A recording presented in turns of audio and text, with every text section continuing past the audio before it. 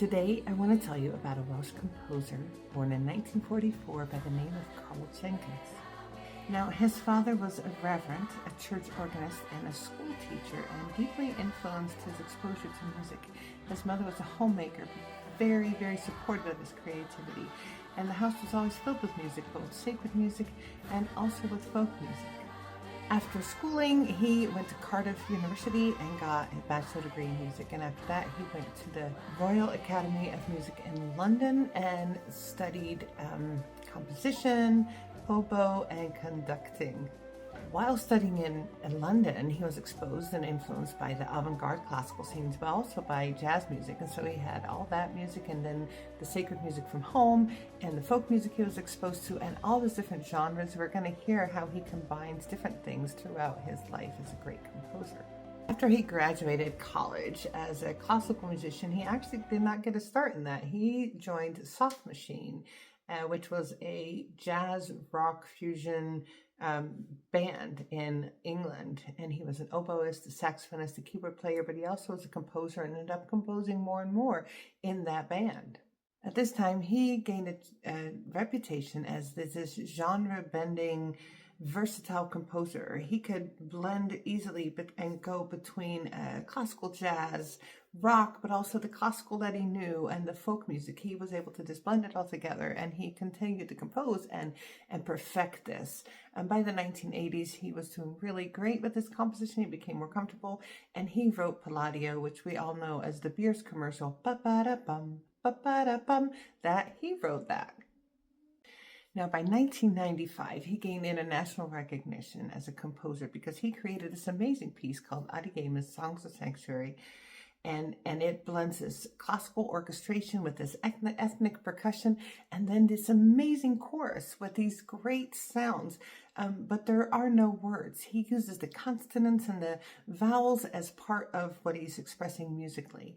No words. The music, sometimes it sounds Latin, sometimes it sounds like some foreign language, but the words have no meaning. It's the music that is speaking.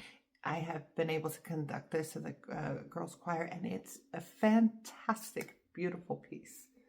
So what he had wanted to do, what his intention was, is create music that crossed all cultural, all linguistic boundaries. And I think he really did exactly that.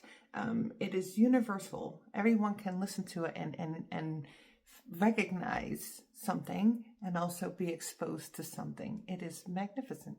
In 1999, he received a commission from the Royal Armouries Museum to compose this work marking the millennium and also the museum's relocation. Now, what he did was he wrote The Armed Man, a Mass for Peace. This is phenomenal and monumental.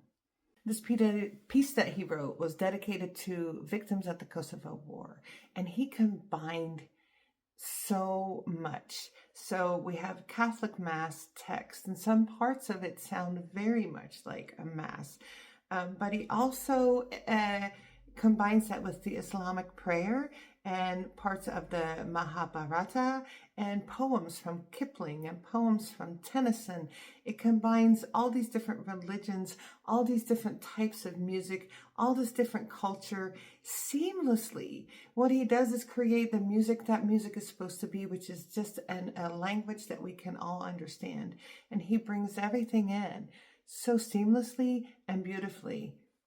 I believe that one of his biggest legacies is going to be using music as a healing and a unity, like bringing all these different cultures together, bringing communities together. He really uses classical form, but also rhythmic form, humanity, spirituality. He mixes it all together. Let's go back in time. While he was in London studying his postgraduate degree, he met another postgraduate degree music student by the name of Carol, and they fell in love and they got married. Now they are still married. It's been 50 years.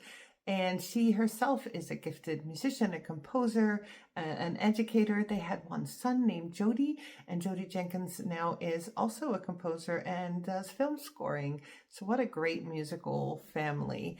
I would suggest you go and listen to much of Karl Jenkins' work. I think you will be inspired, and I think it will be just a great experience.